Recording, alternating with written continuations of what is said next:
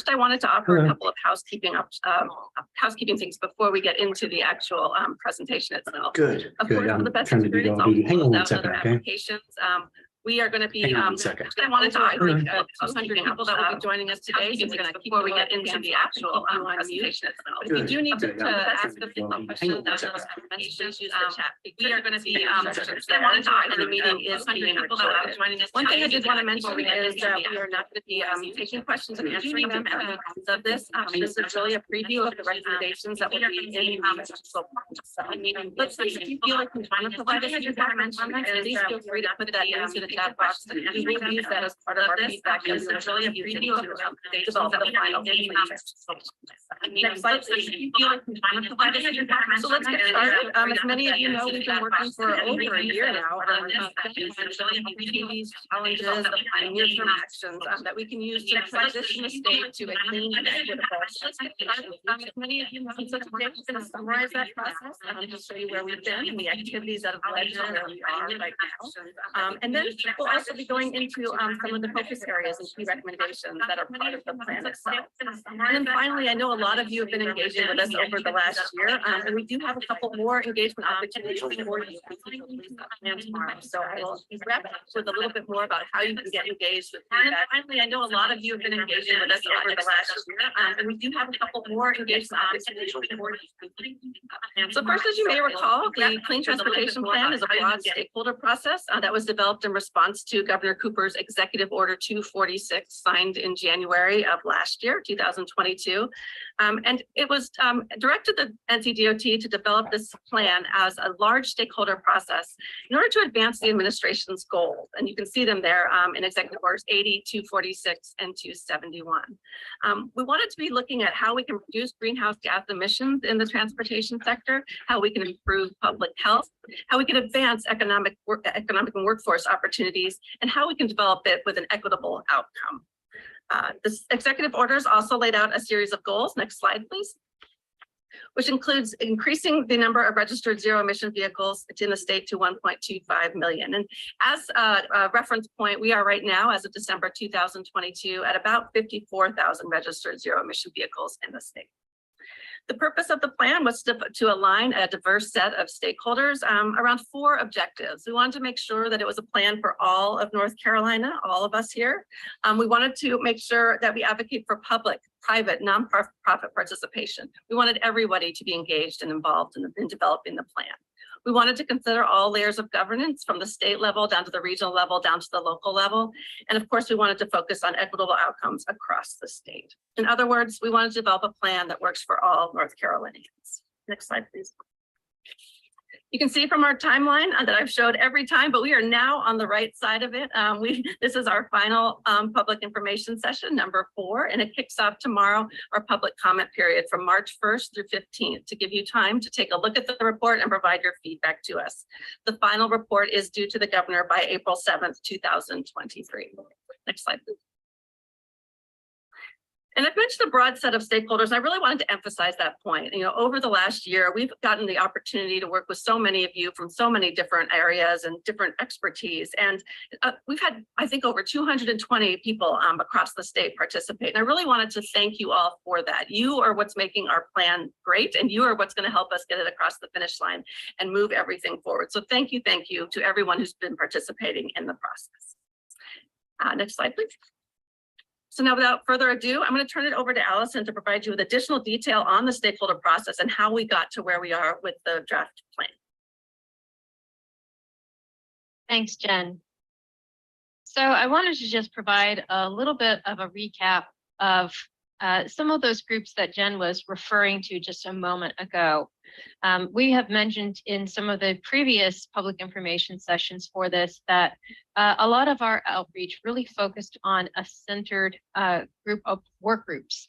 And these work groups were focused around some cross-cutting themes that we really knew from the outset were going to be important for the development of the Clean Transportation Plan, and ultimately to identify what those focus areas and key recommendations were going to be that were very important to make this something that can be carried forward beyond the life of the development of this plan itself.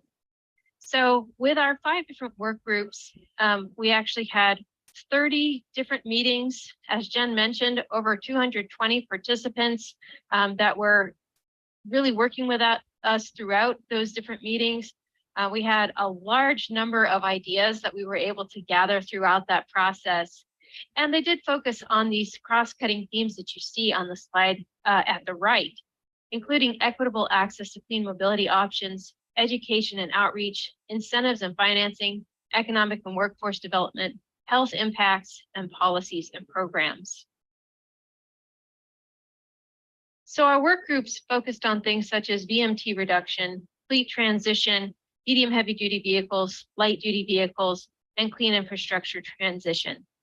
And we had a co-creation approach as a part of these work groups, where we started with big ideas and then worked to refine those comments into strategies and understanding, even taking those strategies further into something that went from a little bit higher level into something that we could start to put some action to and understand the time frame for some of these for implementation.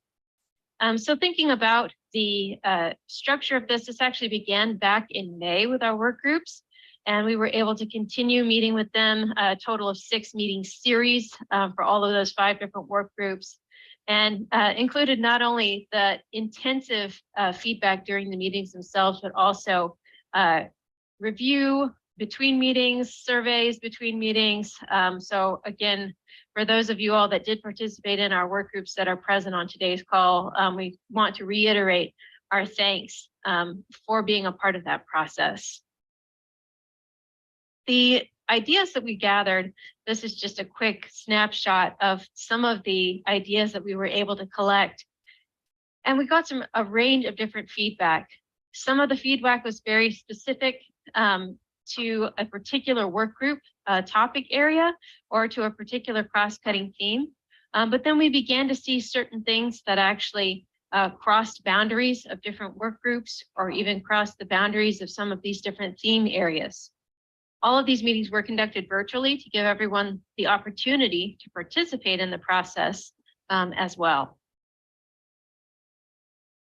So we wanted to turn the page with the work group as we were gathering all of these different ideas into kind of coalescing those into what we're calling focus areas. And as you have the opportunity to review the Clean Transportation Plan when it's going up online tomorrow, you'll see that this is really the primary focal point for the report and some of the key recommendations that follow that Maya is going to have the opportunity to discuss more here in a moment.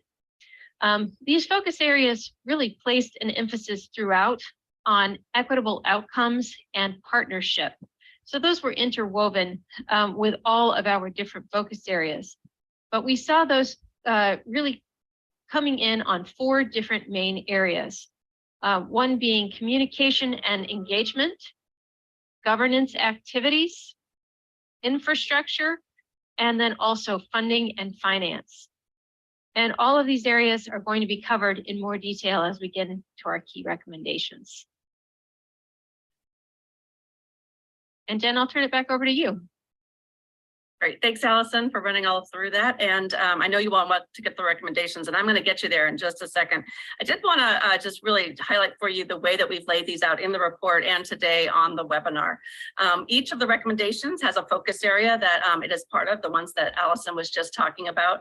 We also provide a time frame, and that could be either near term, which we consider in the next 0 to 3 years. So really remember that this was intended to be focused on near-term strategies, and a lot of our recommendations are near-term strategies. But we also have a midterm, which is more 3 to 5 years. Some of them may take a little bit more time. And so some of the midterm strategies are also represented in the report. We wanted to also talk about why things are important. So I hope that when you see the report that you see yourself reflected in there. If you were part of our work groups, we really took to heart what you felt were the highest priority things for the state to be looking at and to be moving forward. And so we put in there a little bit of background about why each of the recommendations are important for North Carolina to carry forward. And then we broke it up into two parts for the actual action part of it. One is the state action. What can the state agencies, NCDOT and some of our sister agencies, what can we be doing to move some of these key recommendations forward? But then also, what are the supporting strategies that we will be asking our partners to help us with, to reach out to all of you and to have us help move things forward? And so as Maya goes through each of these recommendations, you will see all of that broken into these different theme areas. And with that, Maya, I'm going to turn it over to you to take away and provide us with those recommendations. All right. Thank you, Jen. So our first focus area is governance, and that covers the guidance that could occur, like Jen said, at any level of government, so local, regional, state, and federal.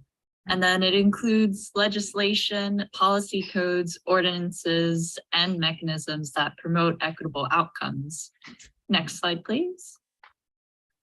And so the first key recommendation in the governance focus area is to create a dedicated clean transportation team. And that team will be within NCDOT, and it'll act as a new resource and point of contact to implement and track and communicate implementation of the North Carolina Clean Transportation Plan.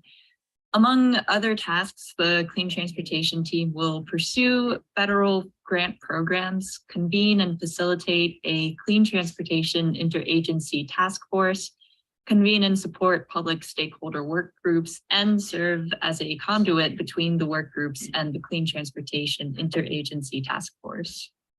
Next slide, please. The next recommendation is to align statewide policy through a Clean Transportation Interagency Task Force, which I briefly mentioned in the previous slide. And this task force will have representatives from different state agencies. And it's important that these state agencies all are on the same page and have policies that are aligned to work with and upon each other to have a more unified, efficient, and effective approach towards achieving the plan's and executive order goals. So ultimately, the purpose of this task force is to clarify the different responsibilities, resources, and coordination that's needed to implement the plan's strategies, encourage agencies to align related policies, and then remove the barriers to implementing the plan's recommendations. And then the Clean Transportation Interagency Task Force will also support the NCDOT's Clean Transportation Team's efforts to implement the plan by promoting efforts to identify and support traditionally underserved communities and ensure their inclusion in clean transportation opportunities, continuing the modernization of procurement procedures and supporting state efforts to transition to zero-emission vehicles. So, for example, the school bus replacement process and the Department of Administration's efforts to transition the state motor fleet to zero-emission vehicles. And then reviewing existing policies to identify any potential conflicts that may lead to that lacking alignment of related policies, among other things, and any potential opportunities that would be beneficial to advancing the NCCTP's recommendations. Next slide, please. And the next recommendation is to increase equitable outcomes in transportation planning projects. So many traditionally underserved communities have experienced negative and harmful impacts due to historical transportation decisions and a lacking effort to communicate and work together with traditionally underserved communities to appropriately support their needs. So working together with community partners such as environmental justice partners and having a mechanism to track equitable outcomes and hold accountability is really necessary to ensure those equal opportunities and a transition that's accommodative to community needs. And the metrics that would be incorporated into projects can include target population identification. So that could be descriptive analytics on the population that may be eligible for a program, investment decision-making metrics, so a comparison of one population relative to another, which population would be prioritized for investments to best ensure equitable outcomes across the state. And then program impact assessment, so assessing methodically how a program or project helped a target community. So essentially, were the equitable outcome goals achieved? And then supporting partners for this recommendation would support the effort to create new effective decision-making processes and engagement to appropriately listen and effectively listen and have a two-way conversation with NCCTP related investments and any community concerns regarding those investments. Next slide, please. The next recommendation is to ensure access and affordability to clean transportation. If we want to ensure equitable outcomes, we really need to make sure communities, business owners, and vehicle owners can reasonably acquire resources they need to make that transition to cleaner transportation options or build out clean transportation infrastructure. So NCDOT will develop policies and programs that promote access and affordability to clean transportation options, and will prioritize infrastructure investments for traditionally underserved communities. And in this effort, the NCDOT will address Justice 40 targets. That is making sure 40% of program and project benefits reach Justice 40 census tract cost by traditionally underserved communities. And in doing so, the NCDOT will include access and affordability into federal procurement processes. And the NCDOT will also pursue competitive federal grant resources and look into the different incentives and advantages for clean transportation projects in traditionally underserved communities. Next slide, please. The next recommendation is to evaluate and update project prioritization programs. So to better support clean transportation projects in the state, it's imperative to review and update how projects are being evaluated and prioritized. So the NCDOT will work with the agency's existing strategic prioritization office work group to refine the project evaluation process and review the best practices and prioritization processes that use greenhouse gas emissions evaluations. The agency and office will also research the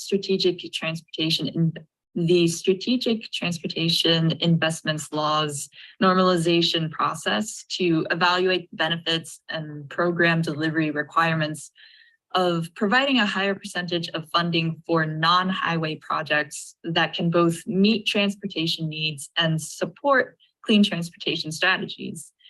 The NCCTP work groups may support this recommendation by continuing their research on the best ways land use policies can support multimodal travel and how to effectively remove barriers to fund standalone multimodal projects.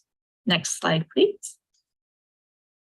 The next recommendation is to partner with utilities to promote clean transportation.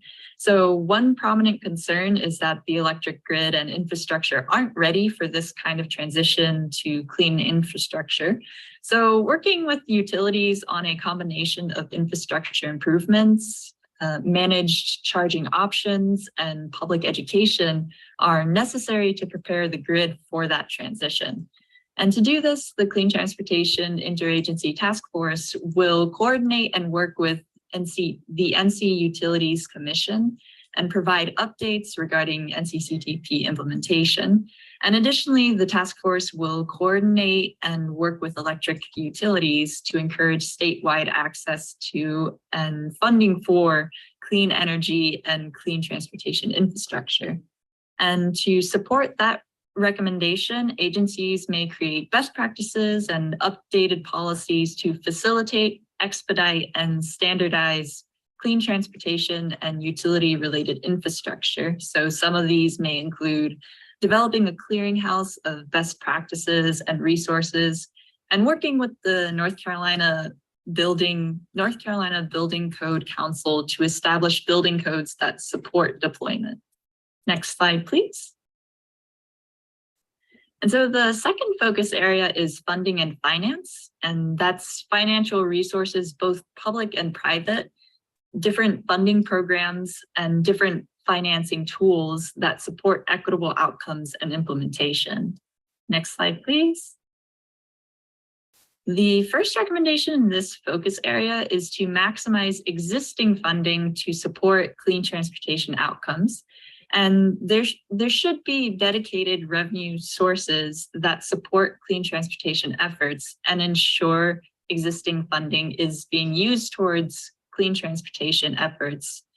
And making sure that that funding is being maximized will help the state progress faster towards executive order goals.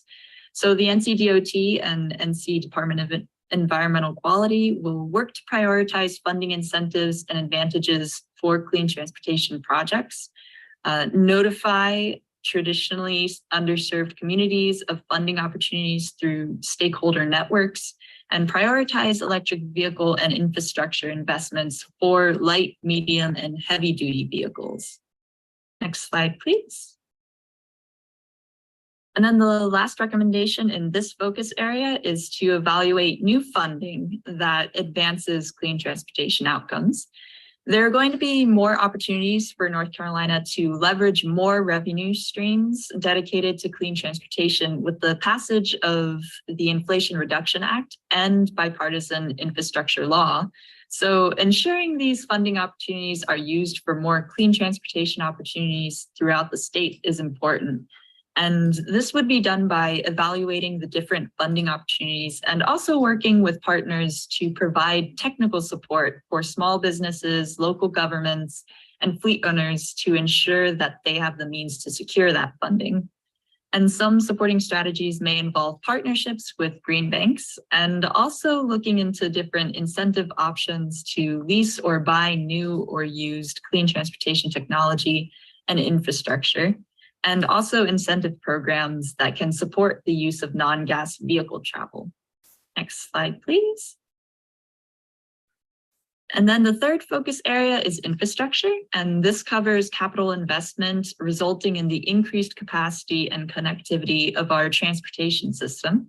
And that could include electric vehicle charging, modernized electric grid, active transportation, and transit supportive infrastructure, and equitable investment and implementation of that infrastructure. Next slide, please. The first key recommendation under the infrastructure focus area is to evaluate and deploy clean transportation infrastructure to support all types of fleet vehicles and applications. So this would involve a zero emission vehicle infrastructure needs assessment as part of Executive Order 271. And ultimately, it'll help identify opportunities to expand the charging network, especially in traditionally underserved communities. And this assessment will consider the different needs of medium and heavy duty vehicles so that we can better support wide-scale electrification.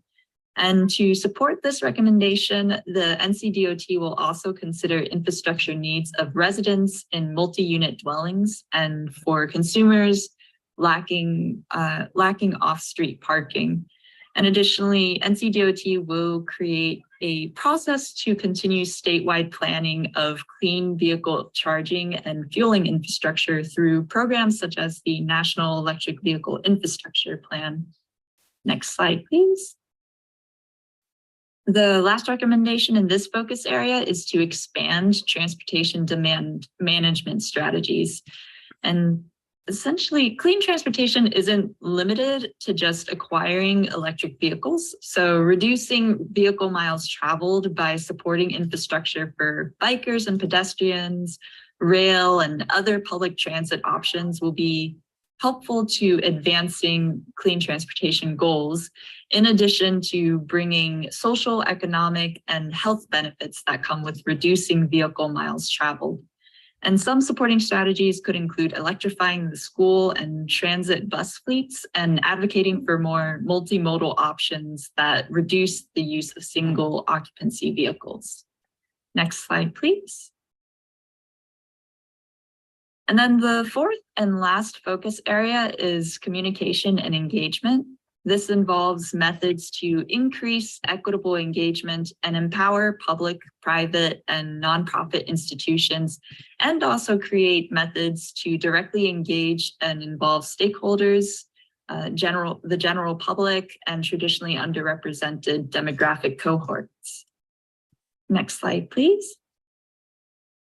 The key recommendation for this focus area is to expand transportation demand management strategies and establish a clean transportation communication strategy. And this would be done through an education and awareness kind of campaign. And a lack of awareness and understanding of clean transportation options is a key barrier to successful implementation. So working together with public and private entities to have an effective communication strategy is imperative. And this recommendation is anticipated to lead to partnerships and communication with environmental justice groups, nonprofit organizations, community-based organizations, and advocacy groups. And additionally, the campaign will lead to shared training materials to better support stakeholder education and engagement, and publicly available tools and dashboards to improve transparency and access to clean transportation related information. And so that wraps up all of the key recommendations from the Clean Transportation Plan. So I'll go ahead and turn it back over to Jen. Fantastic. Thank you, Maya, for running through all of those. And to everyone on the call, these are all going to be in the plan that you will see draft plan tomorrow. So let me provide you with a couple of ways you can engage. We're really super excited to get this plan out to you and to hear your feedback.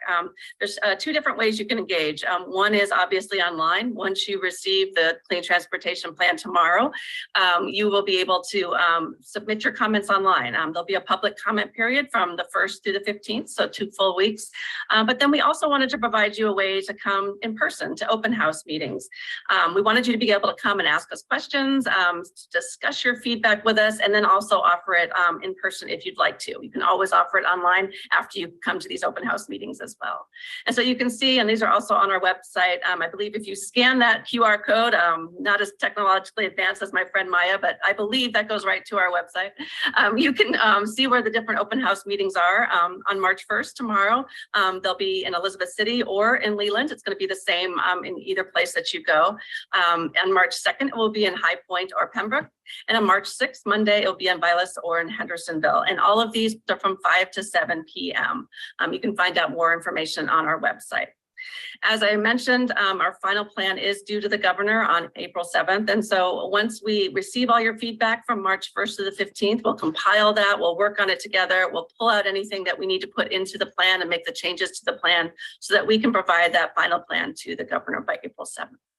One thing that we haven't discussed, but I did also want to mention, there are 5 companion work group plans that are going to be part of this. They are not coming out tomorrow, but they will be available when the plan is submitted to the governor. These are pulling together all of those 3,300 ideas that Allison discussed before, really making sure that we didn't lose anybody's ideas along the way and that the work groups could continue to move forward some of these ideas. And so what you'll see in those work plans is we are building these different ideas around the different focus areas and around the different key recommendations and giving the work group members opportunities to plug in where they want to, where they can, in order to help us move the plan forward. Next slide, please. So with that, I want to thank you. It has just been an honor working with all of you over the last year. And I want to really call out our advisory committee. Thank you to the 20 people that have helped guide us along the way to help us get to where we are today. I want to give a shout out to all of the supporting agency partners, all of the different cabinet agencies that have really been helping us to frame this and will be part of that interagency task force that Maya brought up. And then finally, thank you to all of you. Thank you for participating in the work groups. Thank you for coming to these public information sessions. Thank you for providing us with feedback in the upcoming weeks. This is really important to us. This is what we need to make the best plan that we can for North Carolina. So thank you from the bottom of all of our hearts for being a part of all of this. We look forward to seeing your feedback. We can't wait to see it. And we really, even more importantly, look forward to moving these into action and making sure that this is moving clean transportation forward in an equitable way across our state. So thank you again very much for participating today, and we look forward to your feedback.